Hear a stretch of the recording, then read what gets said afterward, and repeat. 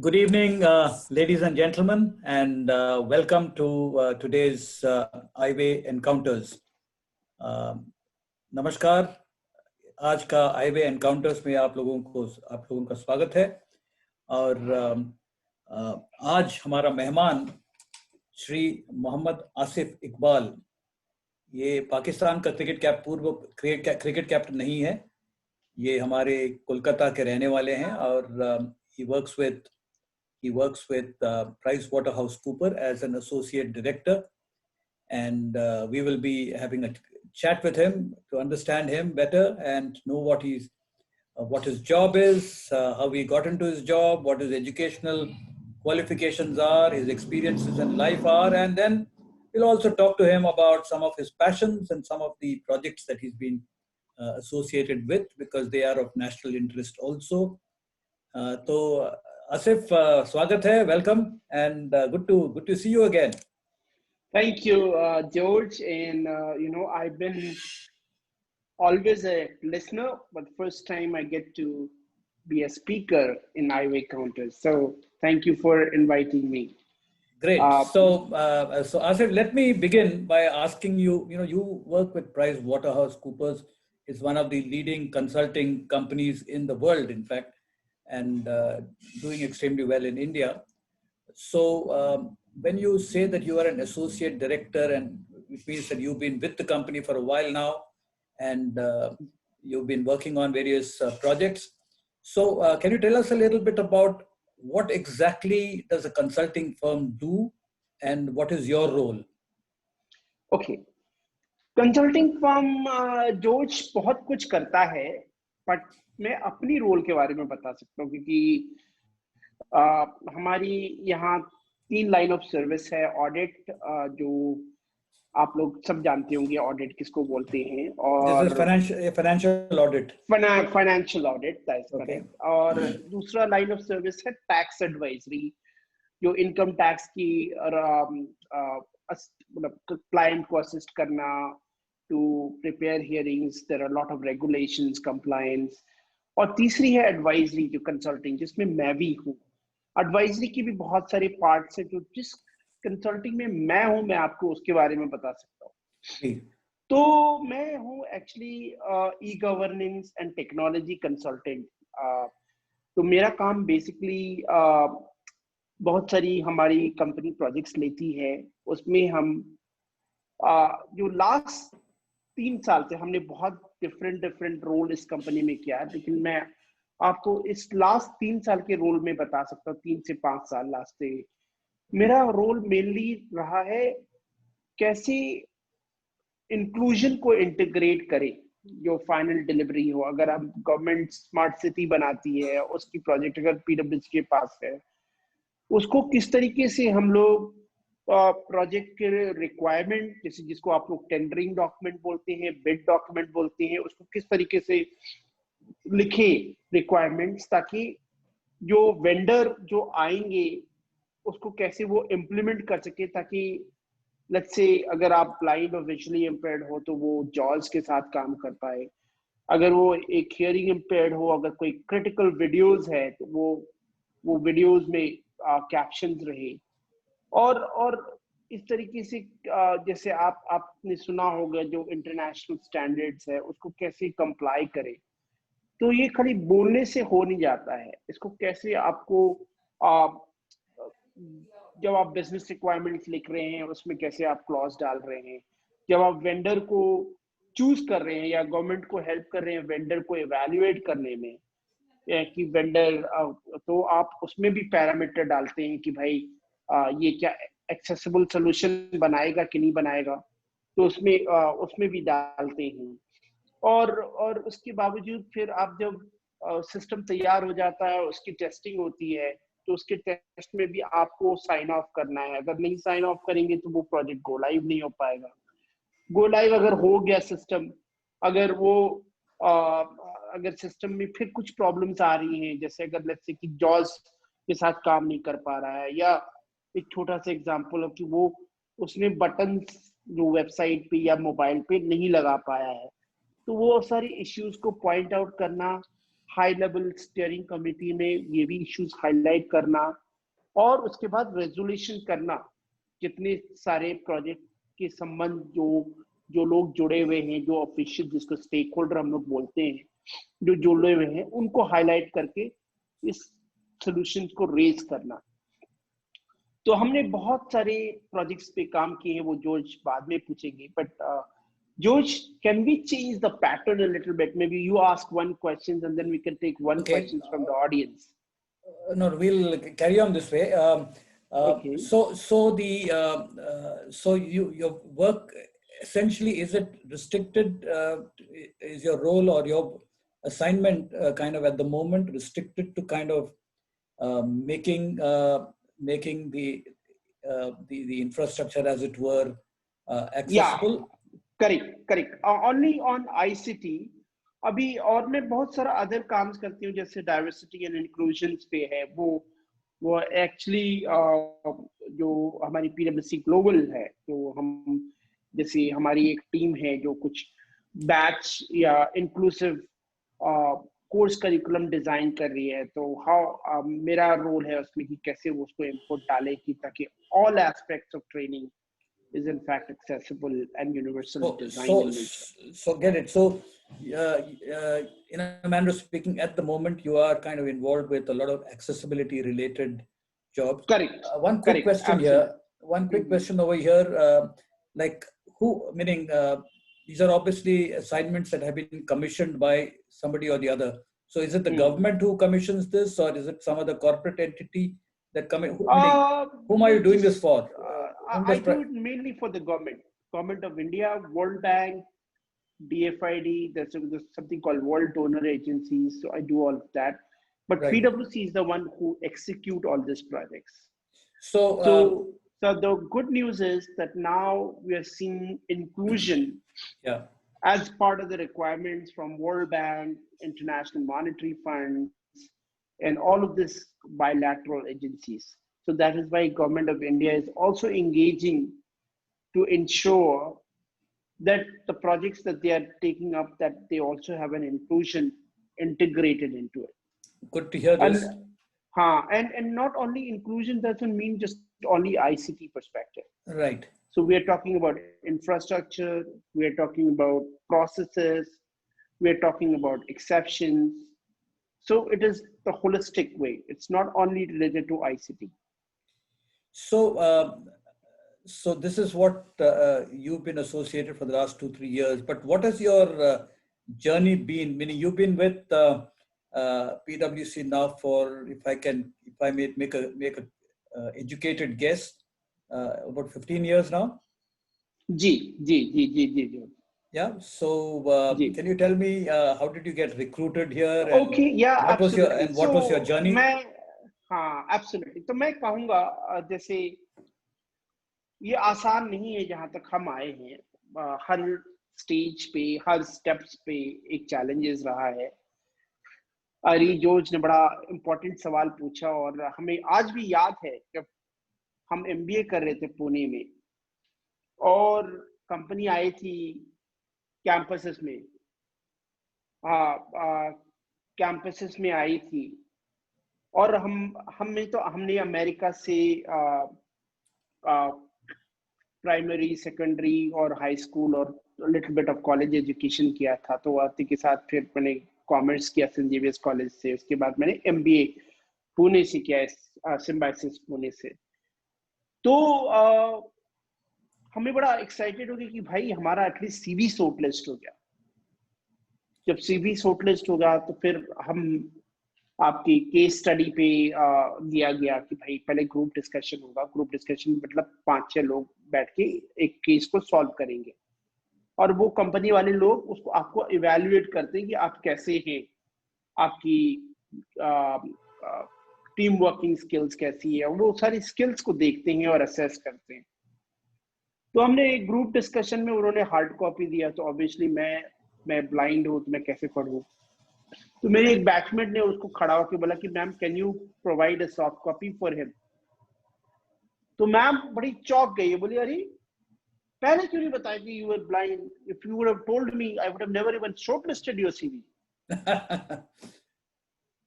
तो फिर उसने परमिशन दिया कि मैंने वो केस स्टडी पढ़ सकते हैं हमारी बैचमेट्स। तो हमारी जो क्लासमेट थी उन्होंने पढ़ा और हमने बीडी भी क्लियर कर दिया, जीडी भी क्लियर कर दिया।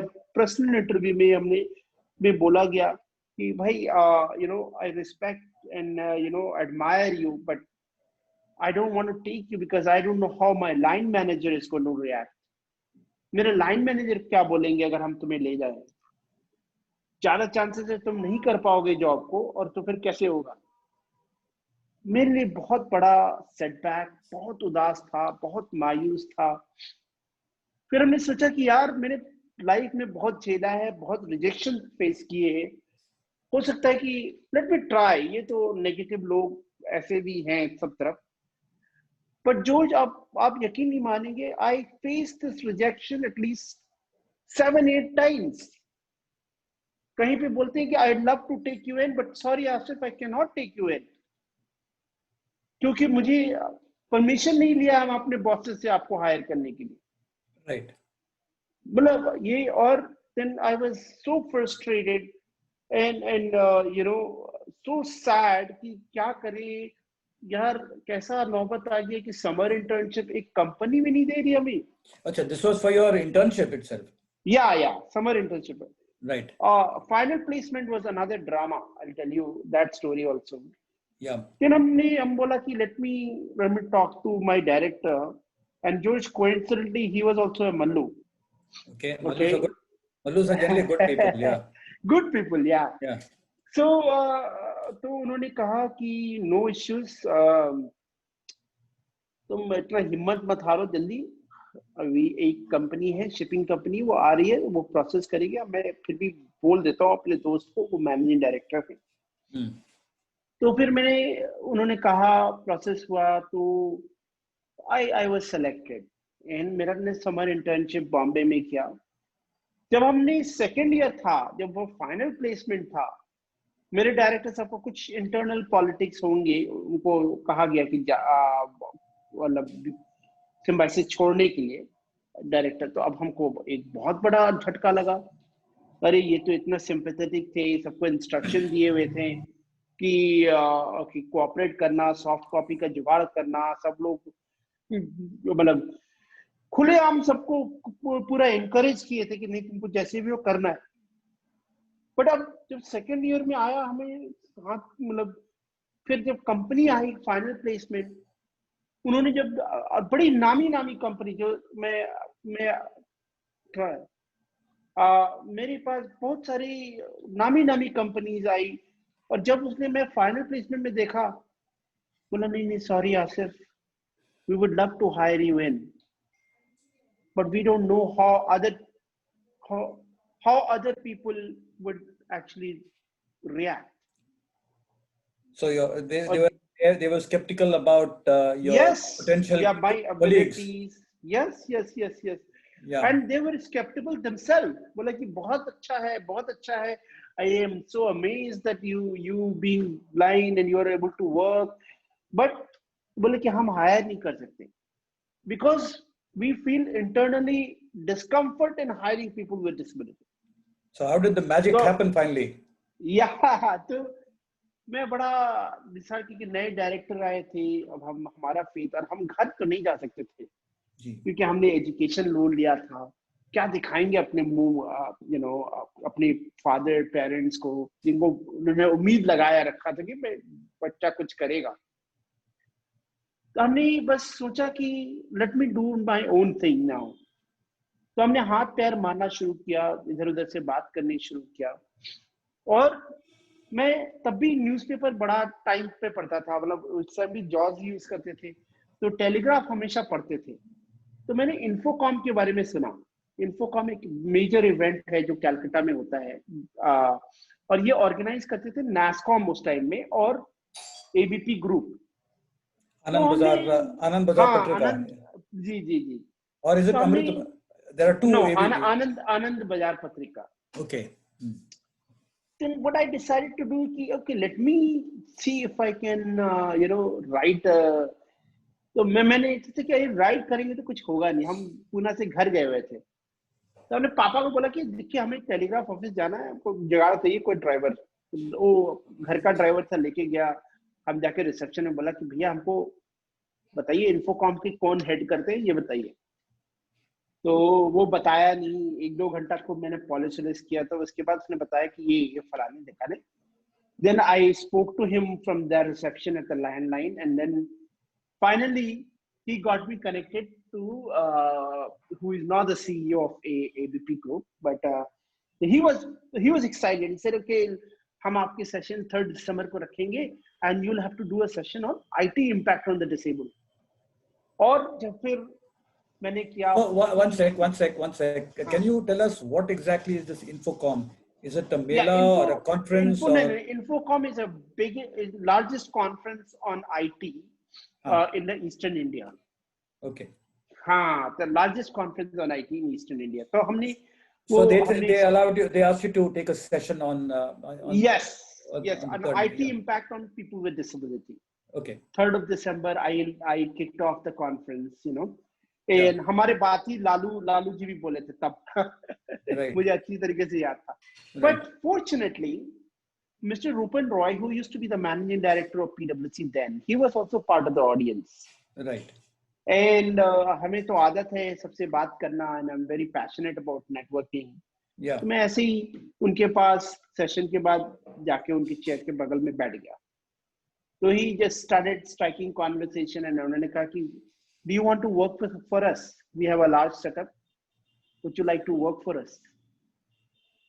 तो हम भी excited हो गए। PwC, wow, large brand, wow, wonderful. हम बोले sir, I would love to, but please give me some time to think about it. तो फिर मैं वो हो गया, मैं फिर वापस पुणे चला आया। उसके बाद फिर हमें बड़ा एन ईमेल जब खोला तो हमें एक प्री प्लेसमेंट ऑफर, मतलब एक और जॉब ऑफर आ गई थी आपकी PNL Netlight, जो शिपिंग कंपनी थी। Was this the same shipping company that you interned with? Yes, absolutely.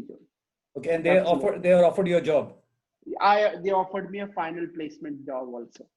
So very good. So you're not on zero. You're not on zero then. No, I was in 2 actually. Right. So another, Yeah. Then remember I was telling you कि मैंने हाथ पैर मारना शुरू किया। तो then I met another wonderful guy, and he was from iFlex Solutions.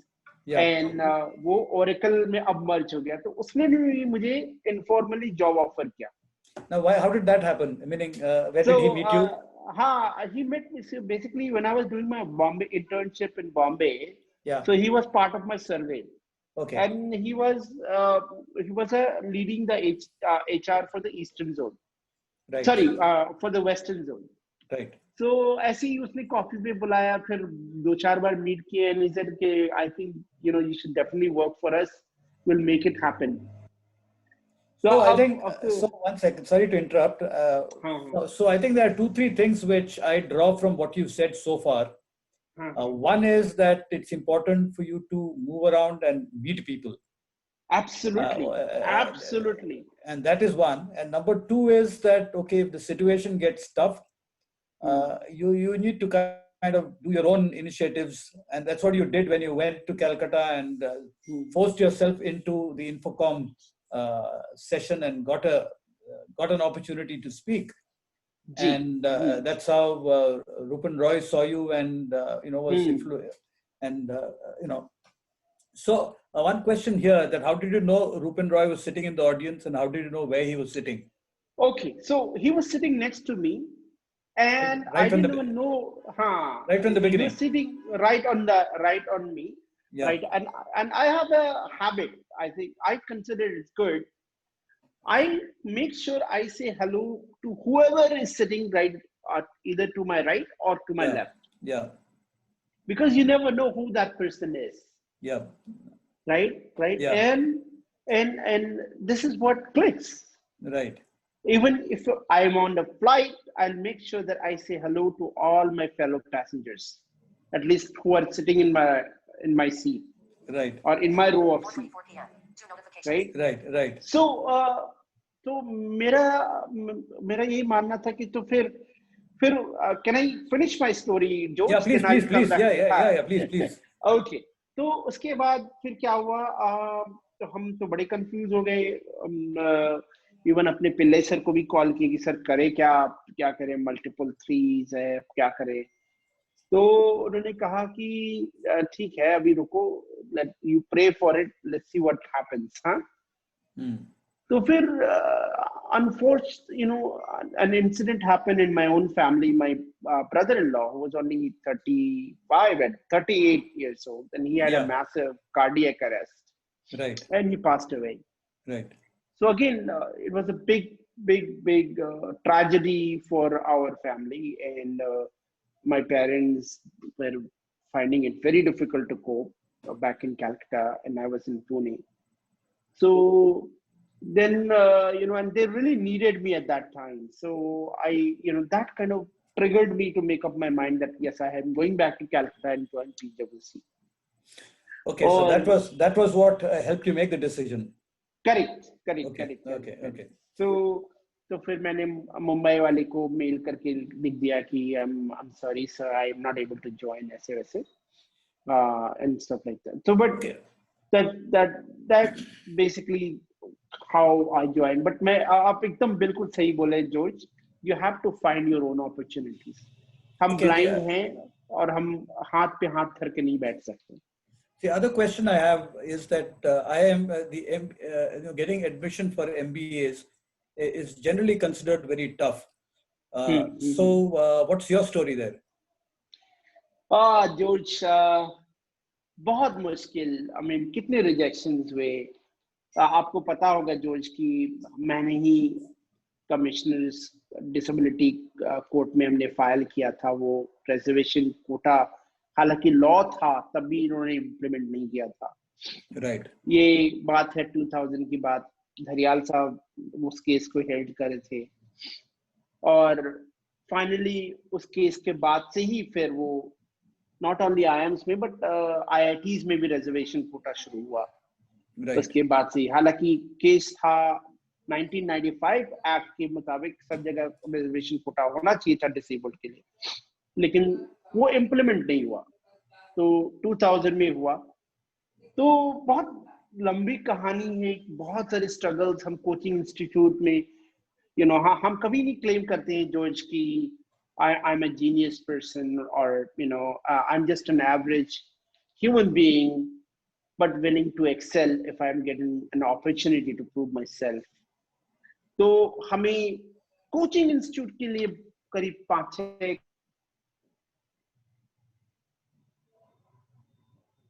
We can't hear you. Yeah, can you hear me? Yeah. So I'm saying the coaching institute refused to admit me only because I was blind, and their account was they don't know how to deal with blind students or how to teach a blind students on the strategies of cracking CAT. CAT, जी हाँ। तो हमने वहां पे भी rejection face किए। फिर हमने volunteers जब सर्च कर रहे थे कि जो हमारे साथ प्रैक्टिस कर सके, 4 से 5 दिन हफ्ते में 3-4 घंटे के लिए। ये क्या तो स्क्राइब के वो लिए, स्क्राइब बनने के लिए? ओके, स्क्राइब बनने के लिए, जी। उसमें भी बड़ी डिफिकल्टीज आई काफी, बिकॉज अनफॉर्चुनेटली डिस्क्रिमिनेशन तो था ही ब्लाइंडनेस के कारण, और भी एक नए टाइप का डिस्क्रिमिनेशन देखना पड़ा, इज रिलीजियस डिस्क्रिमिनेशन। कुछ लोग तैयार थे और उनके अंकल आंटी और या उनके मम्मी पापा आनंद देना नहीं चाहते क्योंकि वो बोलते थे I don't want you to go to a Muslim area. तो कई तरीके के डिस्क्रिमिनेशंस आए, कई तरीके के रिजेक्शंस। तो I embrace rejections now, जो इतनी rejections आए। IIMs में हमने एग्जाम्स दिया बहुत दिक्कत के बाद, और इवन 2 हफ्ता जब कैट का था तो फिर हमें फोन आता है कि स्क्राइब को इवैल्यूएट करेंगे। फिर हम लोग जाते हैं, स्क्राइब को उन्होंने इवैल्यूएट किया, उसने स्क्राइब को भी बोला कि नहीं, he doesn't qualify to be your scribe. तो उसके बाद फिर 1 हफ्ता हम लोगों ने प्रैक्टिस नहीं किया। फिर उसके बाद फिर हमने उन्होंने फोन करके बोलते हैं कि हम लोग को कोई मिला नहीं, तुम उसी को रख लो। तो जब हम लोग जब हम एग्जाम देने गए कैट, आज भी मुझे याद है, वो एक लाइब्रेरी में था, और एक ओल्ड लेडी थी वहां पे जो कि इंचार्ज थे। उनको इतना अम्यूज लग रहा है कि भाई एक ब्लाइंड लड़का एग्जाम ले रहा है, वो सबको दिखा रही है जैसे कि मैं आठवां अजूबा चीज हूँ। राइट। नो, और सब लोग इतने क्यूरियस थे, तो वो एग्जाम के बीच में ही पूछे, भाई आसिफ कैसे लिखते हो, कैसे पढ़ते हो? और हमारा बस एक ही आंसर रहता था कि ma'am sir, I would love to answer you, not now, after the exams. तो जब रिजल्ट आया, सारे अनफॉर्चुनेटली मैं नहीं कर पाया, और तो फिर सिम्बायोसिस में ही बड़ी मुश्किल से हुआ, और उसके बाद फिर वहां से मैं यहाँ। तो ऐसा नहीं है कि बहुत ही आसान रहा, बहुत ही डिफिकल्ट, और हम ये भी नहीं बोलेंगे कि अभी भी आसान है। अभी भी हर स्टेज में डिफिकल्टीज आती हैं, but that is part of life, ये हमारे है। So this is there's another question here. You have a vision impairment, and I learned later that you have a younger brother who's also got vision impairment, Tausif. Correct. So what is the blindness due to? What's the It is called retina pigmentosis, George, and it okay, is retinitis? Okay. yeah, so it is a genetic disorder, of course. So is there And anybody? Was any of your parents or anybody in the family? doctor says it is 5 generation back, George. So it's not possible to trace back 5 generations. Okay. They're saying either from your mother's side or my father's side. But my brother, younger brother, he also did his um, MBA. MBA and from Symbiosis, and he's now working for Tata Cumins in Jamshedpur. So Right. he's also, as far as career is concerned, he's settled there. Yeah, I met him when I visited Symbiosis a few years ago. There was a guy called Abdul Razik Khan, and Unfortunately, Tausif. he's no more. Unfortunately, He is passed no, away. yeah, that's right. Yeah. So, in fact, I met the principal at that time, and they were they were speaking very highly of the two of them. Okay, wonderful. Anyway, Yeah. so I just also wanted to know that this PWCA, you made it to it, and so can you speak about your initial years at PWCA? Oh yes, of course. So अगर आपको लगेगा कि भाई बड़ा brand, बड़ी company, बहुत बड़ा, सब कुछ अच्छा होगा, लेकिन ऐसा था नहीं। जब मैं इनिशियली आया था तो मुझे काम देते थे वही जो मतलब बैक ऑफिस वर्क जो, और मैं, बैक ऑफिस वर्क भी बहुत जरूरी है, इसमें कोई दो राय नहीं है, बट हमारा जो स्ट्रेंथ है लोगों से मिलना, लोगों की प्रॉब्लम समझना, और उसके बाद सोल्यूशन डिजाइन करना। तो मुझे जब भी मैं अपने बॉस के पास जाता था कि भाई मुझे क्लाइंट फेसिंग में तो काम कराइए या मौका दीजिए, तो तब मना कर देते थे, बोलते थे नहीं। तो हमको बड़ा इरिटेटिंग होता था। आफ्टर 9 महीने ऐसे चलता रहा, साल भर ऐसा चलता रहा। तो फिर जो मैंने एक दिन हिम्मत करके जाके पूछा, क्योंकि हम उनको एक मेल लिखा कि I am getting demotivated, right, can be chat. तो उन्होंने मुझे बाहर लेके गए, चाय पिलाया, और उन्होंने बोला देखो, जब हम लोग बाजार में जाते हैं, मार्केट में जाते हैं, सोल्यूशन प्रपोज करते हैं, तो हम लोग चाहते हैं कि पीडब्ल्यूसी का बेस्ट हो ताकि वो सोल्यूशन बिक जाए। लेकिन आई एम अफ्रेड कि तुम्हारी जो ब्लाइंडनेस है ये पीडब्ल्यूसी का बेस्ट नहीं है। राइट। मेरे पास कोई जवाब नहीं था उस टाइम, क्योंकि मैं सिर्फ 1 साल का ही हमारे पास वर्क एक्सपीरियंस था। लेकिन मैंने उनको जवाब यही दिया कि कोई बात नहीं, अभी तो मेरे पास इतना तजुर्बा नहीं है कि मैं आपकी क्वेश्चन को जवाब दे पाऊं, बट हो सकता है कि हम 2 साल के बाद फिर से रिविजिट करें। So who was this who took you out? Was it Rupin? No. Or somebody else? It was somebody else. No. Rupin Daga was a very high up. He's the managing director of the entire. The whole company. He's the managing director of the entire. Entire PwC India, right? So that's not possible. So, anyways, so so what I did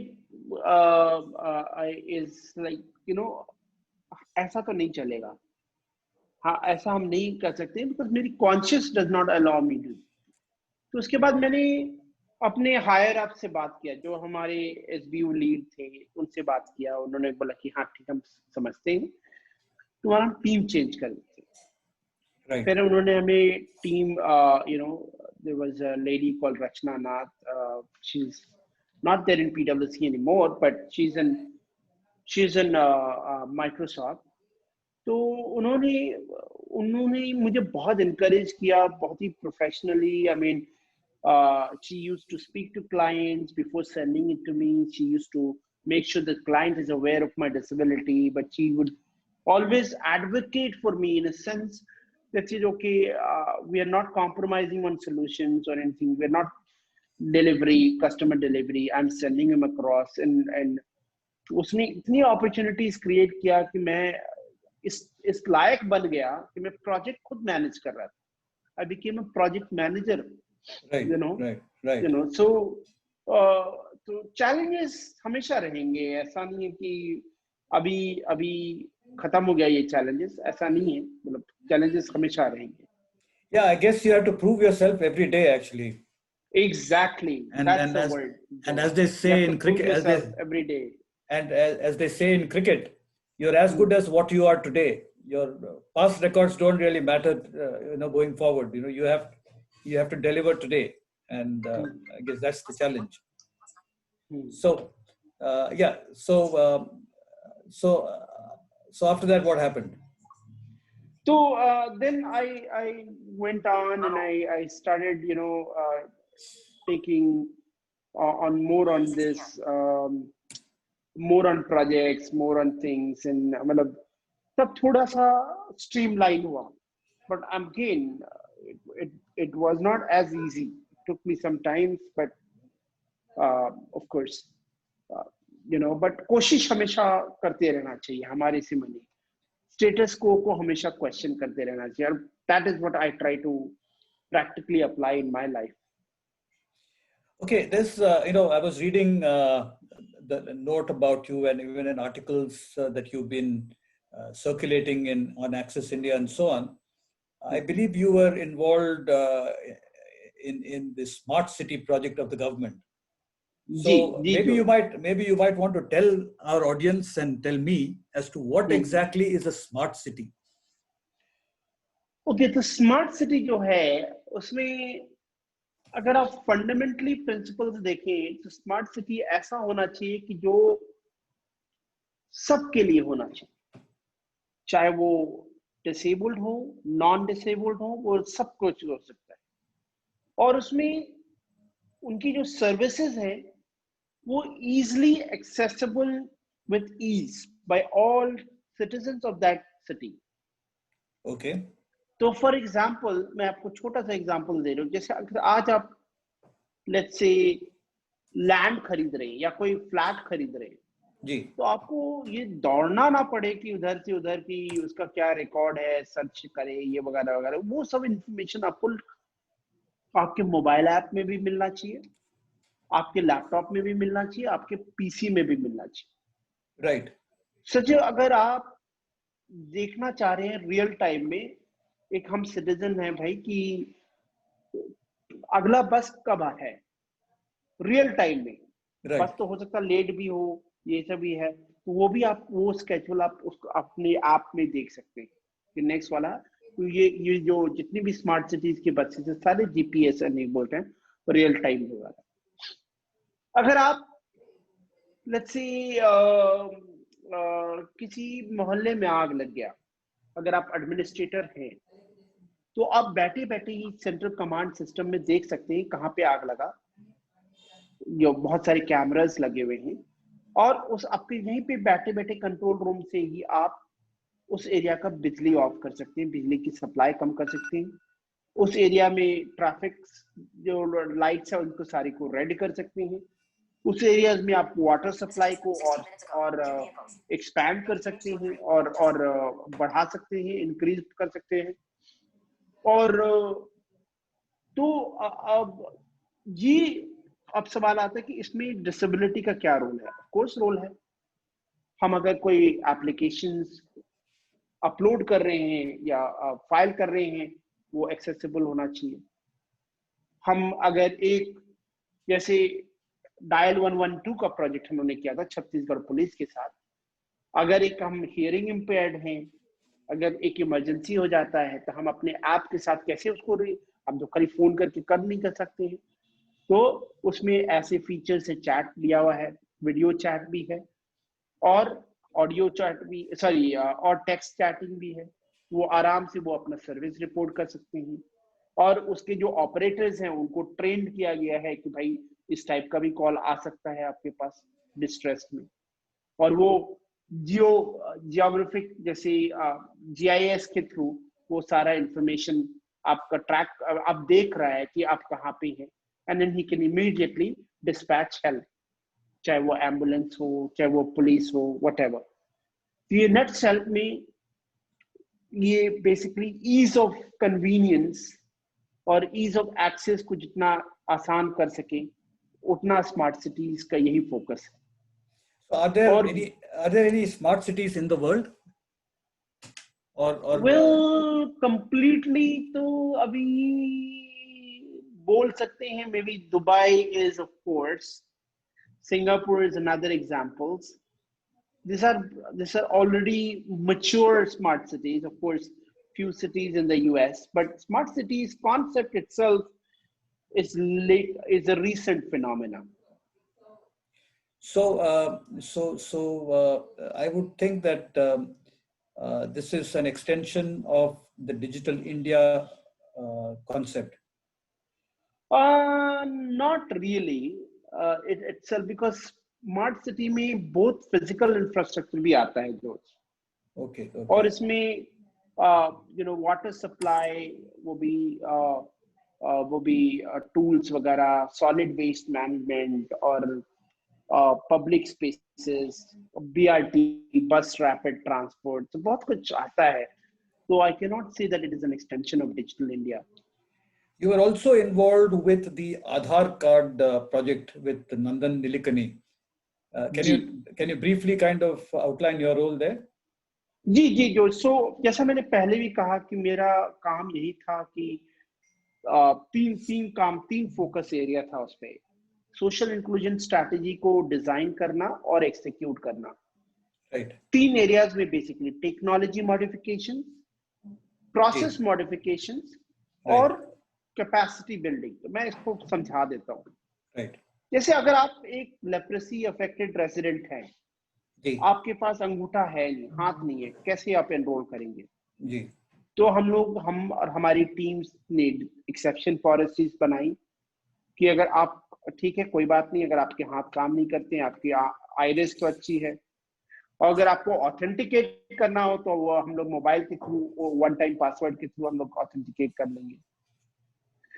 दूसरा हमने, और जैसे specially एक जब हम लोग pilot कर रहे थे तो हम लोग को लगा था कि ऑटिस्टिक बच्चे जो हैं, पहले क्या होता था कि ऑपरेटर्स जो आपकी जो बायोमेट्रिक उनको बोलते हैं, जो आइरिस और फिंगरप्रिंट्स कैप्चर कर रहे हैं, तो ऑपरेटर्स को सिर्फ 2 अटेम्प्ट अलाउड था, 3 अटेम्प्ट। राइट। तो हमारे ऑटिस्टिक बच्चे को करने की कोशिश करा, किसी का हो ही नहीं पाए। तो फिर हम लोगों ने वो टेक्नोलॉजी टीम से मॉडिफाई करवाया कि भाई इनफाइनाइट नंबर ऑफ अटेम्प्ट्स दो ताकि लोग हो सके, है ना। तो और तीसरा कैपेसिटी, तो हमने काफी सेंसिटाइज किया यूआईडी के स्टाफ को, स्टेट गवर्नमेंट को, भाई की ऐसे लोग हैं, आप रिजेक्ट नहीं कर सकते हैं। और हमें ये बताते हुए बड़ी खुशी हुई कि हमारी इंटरवेंशन के बाद जो proof of identity and proof of address है, उसमें से डिसेबिलिटी आईडी कार्ड भी है, आप देख लीजिएगा, और handicap certificate, medical certificate is also a part of that. You're talking about हमारी इंटरवेंशन में you're talking about the UDID card? UID ji, UIDI। उसमें अगर पहले लगाने का जो था, for making an Aadhaar, you needed a proof of address document and proof of identity document. Correct. Right? So there was list there, and disability ID card and handicap certificate, medical certificate was not part of that list. So after my intervention, So they have incorporated this also. So why have they brought about this UDID card then? No, this is not a card number. First of all, George, Yeah. this is just a number. It's a 12 digits number. Okay. Why do you need this 12 digit number? Basically, let's say you from Kerala, you move to Delhi. Yeah. Okay. You need, let's say, electricity connections. Yeah. Okay. Okay. You can produce forged documents as well, right? Yeah. Forged identity documents.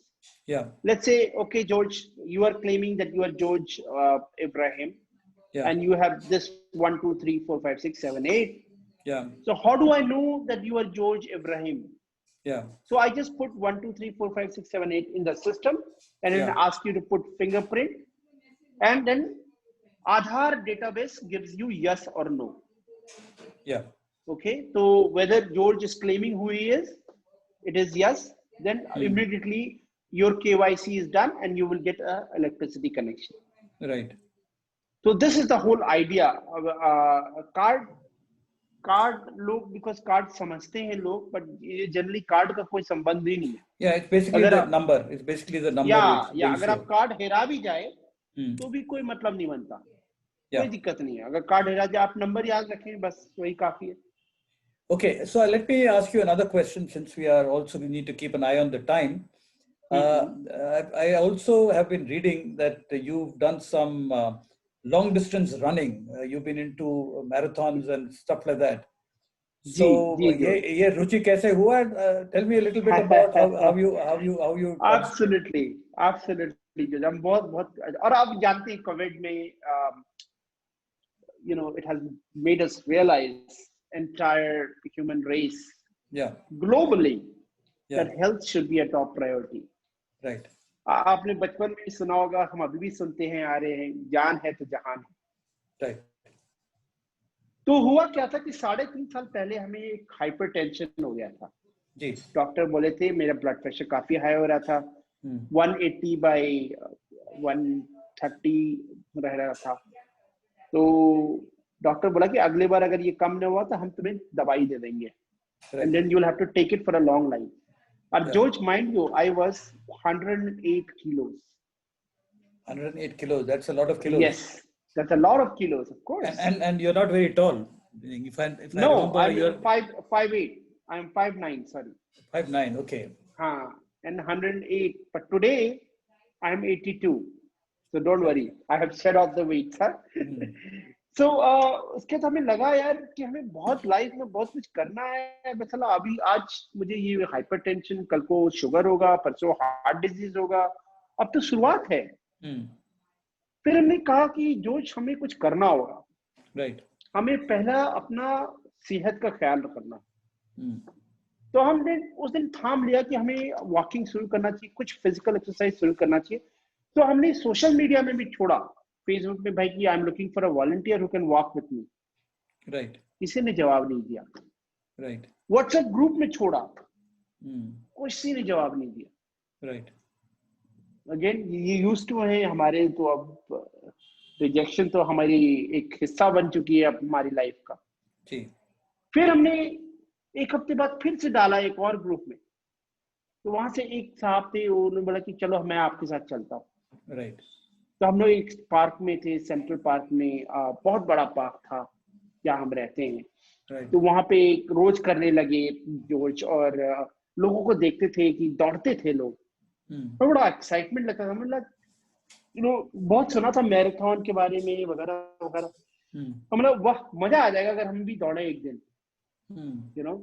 तो हमने फिर लोगों का दौड़ना शुरू कर दिया. लोगों का ये सब वगैरह साथ में दौड़ना शुरू किया वगैरह वगैरह. और पहले जोश हम हाथ पकड़ के दौड़ने लगे. और हाथ पकड़ के दौड़ने लगे. उसके बाद फिर पहले हमारा स्पीड भी बहुत बेकार था. जो 5 किलोमीटर हमने किया था करीब 55 मिनट्स में, जो कि दौड़ने का बहुत ही घटिया टाइम है एक्चुअली, दौड़ने के स्टैंडर्ड से. उसके बाद मेरा एक दोस्त था, बोला भाई आसिफ भैया आप बहुत अच्छा दौड़ते हैं, लेकिन आपको ना हाथ छोड़ के दौड़ना होगा। हमें क्या मजाक कर रहे हैं भाई, Hmm. पहले तो हम हाथ पकड़ के दौड़ते थे जॉर्ज। Yeah. तो वो एक दिन हमको पार्क लेके गया, एंड पार्क में 5.5 किलोमीटर का स्ट्रेच था लंबा। Right. बोला भैया आज हम लोग दौड़ेंगे, कुछ भी हो जाए। Hmm. हम बोले यार ये ऐसी मजाक कर रहा है, पागल वगल हो गया, I don't think it makes sense. So then I started running following his instruction, So he was running and along. He was running yeah, alongside he you, was, giving you instructions. yeah, he was running along with me. He was on my left and I was on his right. So I Yeah. was on his on his left actually.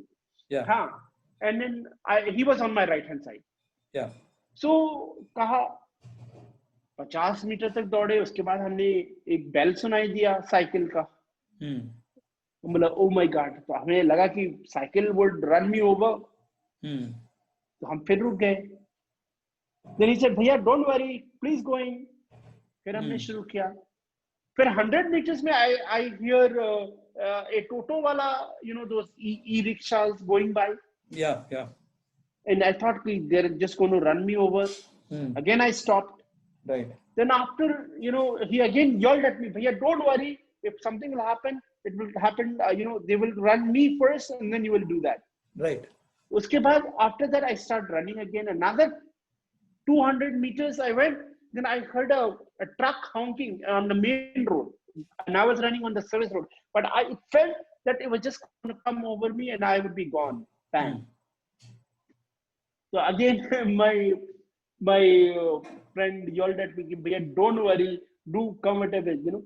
So from 500 meter to 1 kilometers today, it took me a long time. Of course, yes, it took me another last 2 years. But I'm very happy to tell you, George, today I run mainly on voice guidance. My fellow runner who is running on my right hand side, he tells me if there is a bad patch of road, if there is a you know, if there is a speed bump, if there is a slight left or slight right, you know, or if he's only allowed to touch me only in case of emergency. But other than that, let's say if I'm running 12 kilometers, he will only touch me maybe 2% of the time, and 98% of the time I'm just running on voice guidance. But of course, ये बहुत बड़ा risk है, I know. But हम किसी सबके साथ तो नहीं दौड़ सकते हैं. I have to be trained. और ये जो trust level है, ये Right. बहुत it builds over time.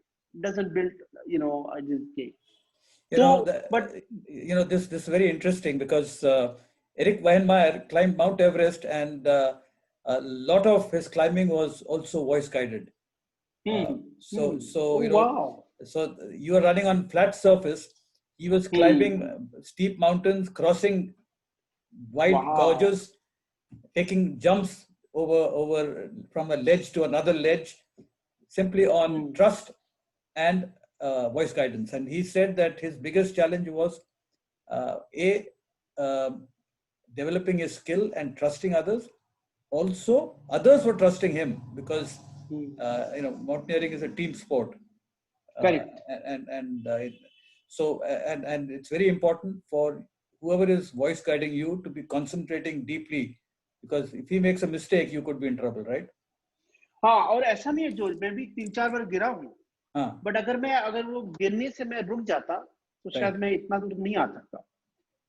So आप अभी ये जो 5 किलोमीटर का run, how fast do you do it now? You said the first time No, you did it okay, in 55. हाँ, 55. Now I have done it just yesterday, George, in 39 minutes. Okay, so that's a 16-minute improvement. Correct. Right. So you know, matter of fact, I did yesterday around 6.5 kilometers in 48 minutes. Okay, I'd like to ask you another question. Moving on from running, many would say that you've come from a privileged background. You've had opportunities of studying in the US, and they would also say that there are many Indians who live in poverty and don't have access to good education. So what would your privileged background is one thing, it's at one level, but I think there are other qualities also needed. So how would you respond to this question? See, आपने कहावत सुना होगा ना कि rice बाप की बिगड़े बच्चे. If I come from yes, thank God that I had those opportunities. Yeah. But what if I chose not to do anything with that opportunity? Yeah, there are many who Where do. would I be? Where would I be now? Yeah. Right? What if I chose to just think about myself and not think about the community?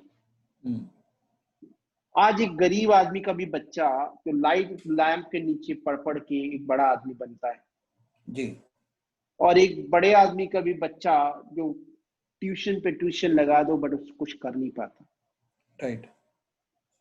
So the common ground is the passion. Right. The passion, the commitment, the ability to prove yourself every day, which is one thing I learned from today's interaction from you, George. Right. Is you have to prove yourself every single day. Right. Whether we like it or not, but this Right. is the ground reality. Right. In fact, even the great Sachin Tendulkar, when he stopped performing, people started questioning his place in the team. So it's all about whether you are able to perform. And okay, one last question. I've also read somewhere that you've had an encounter with President Abdul Kalam. Tell us about that. My great proud moments, of course. This is one of them. बहुत अच्छे इंसान थे और हम लोग एक कोशिश की थी, छोटी सी कोशिश करनी थी कि सॉफ्टवेयर बनाए जो हमारा जॉज इक्विवेलेंट इंडिया के लिए. वो बनाया तो जरूर, लेकिन वो उतना कामयाब नहीं रहा, unfortunately. But I learned a lot from him. And George, you would like to tell your viewer that I have met the Honorable Prime Minister Shri Narendra Ji Modi also. That was, I think, in 2017. In what connection was this? So I spoke at a global cyberspace. This is a global conference on digital inclusion. Right. और मैं उनसे बहुत कोशिश कर रहा था appointment लेने का और बहुत मिल भी गया, अल्हम्दुलिल्लाह, अल्लाह के एहसान से. बेसिकली यही एजेंडा था कि जो इनकी प्रोजेक्ट्स आ रही है, डिजिटल इंडिया, स्किल इंडिया, हम डिसेबल्ड को कैसे उसमें इनकॉर्पोरेट कर सकें और आगे बढ़ाएं. यही मेरा मेन एजेंडा था उस मीटिंग का. अनफॉर्चुनेटली वो मीटिंग सिर्फ 3 मिनट का था, not 3 minutes, sorry, 1.5 minutes. And it is side at the conference itself, but सुने हमारी बात. I don't know कि कुछ उन्होंने implement किया है, ऐसा मैं नहीं कहूँगा कि नहीं किया, but चलो, it was a great honor. And another great person you just talked about is Sachin Tendulkar. So I would probably, if I have to vote for 2 favorite interactions which actually has a really profound impact, one would be Dr. APJ Abdul Kalam and the second one is Sachin Tendulkar. हमने उनके साथ बाकायदा evening spend किया, around 2.5 hours. कितने sensitive, कितने empathetic Sachin ji हैं, मैंने बहुत कम लोगों को देखा है कि इतने दूर पे, इतने हाई अचीवर्स में होके बट इतने डाउन टू अर्थ कभी नहीं देखा. और उन्होंने, जब मैं एक अपनी रनिंग स्टोरी सुना रहे थे वहां पे 200 लोग थे, तो सचिन जी ने यही कहा कि लेडीज जेंटलमैन, क्या मैं आपसे गुजारिश कर सकता हूँ कि आप भी उठे और स्टैंडिंग ओवेशन दे हमारे साथ. राइट. और दूसरे दिन जब मैंने रेस दौड़ के आ रहे थे, सचिन जी हमें देखा, अपनी गाड़ी से वो जा रहे थे अपने होटल में, उन्होंने गाड़ी रोक के हमें से उतर के हाथ मिला के गाड़ी में वापस बैठ के चले गए. राइट. अब तो हम, अभी भी मेरे पास उनका मोबाइल नंबर नहीं है, बट अब अगर किसी से रिकनेक्ट करने की कोशिश करूं तो जरूर मैं फिर से सचिन जी से मिलना चाहूंगा, because amazing, humbling person who really makes you feel special. Well, Asif, it's very, very interesting to hear your story. I just like to kind of quickly give an outline. You are the associate director at PwC, wherein you're working in various projects, both with the government as well as the private sector. You did your MBA and you had your struggles, but I think the point I'd like to kind of let the audience know is that when the world did not entertain you, you went out into the world and found your niche. And I think that story is very, very inspiring. And then even within the company that you got in, when you found that you were not being kind of given the kind of opportunities others were getting, again you took the initiative of talking to your seniors and finding people who actually were, because in this world there are two kinds of people. There are people who don't care for you, there are people who were sensitive and who would like to help you. And I think it's for us to find such people who can Correct. actually support us and help us forward. And I think you had that initiative to go and find such people and who kind of help you to move on. And I like this hello philosophy, where wherever you go, say hello to people. uh, I would like to end on saying that I also have this habit. Very often I've said hello to my left and right, and very often I'm told later that there was nobody on your left and there was nobody on your right. मेरे साथ भी हुआ है ऐसा, मेरे साथ भी हुआ है बराबर.